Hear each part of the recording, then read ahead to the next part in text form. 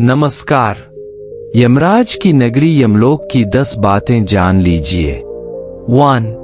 पुराणों में यमराज को मृत्यु का देवता बताया गया है। इनका निवास यमलोक माना गया है। आइए जानें कि मृत्यु के देवता की नगरी कहां और कैसी है। 2.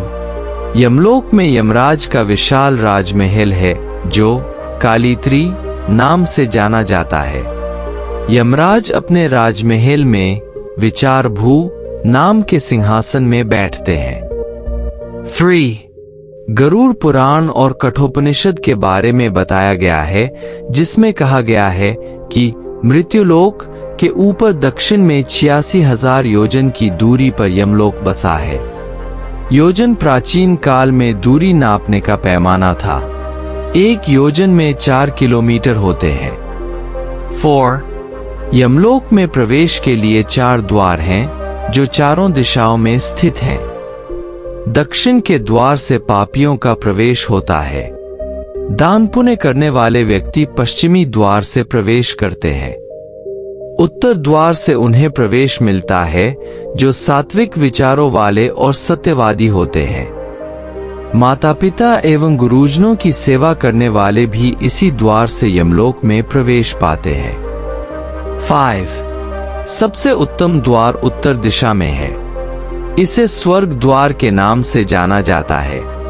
इस द्वार से सिद्ध संत और मुनियों को प्रवेश मिलता है। इस द्वार से प्रवेश करने वालों का स्वागत अप्सराएं, देव और गंधर्व करते हैं। 6. यमराज के कई सेवक हैं जिन्हें यमदूत कहा जाता है। इनके 2 प्रमुख रक्षक हैं, महांड और काल पुरुष। यम की नगरी के द्वारपाल हैं वैद्यत। इसके अलावा 2 कुत्ते जिनकी 4 आंखें तथा चौड़े नथुने हैं, वह यमलोक की रक्षा करते हैं। 7. यमलोक में यमराज के सहायक और प्राणियों के कर्मों का हिसाब रखने वाले चित्रगुप्त का भवन है।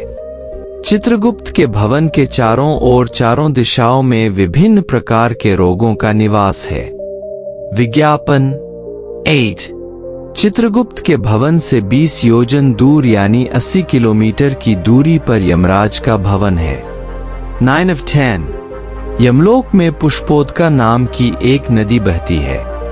इस नदी का जल स्वच्छ और शीतल है।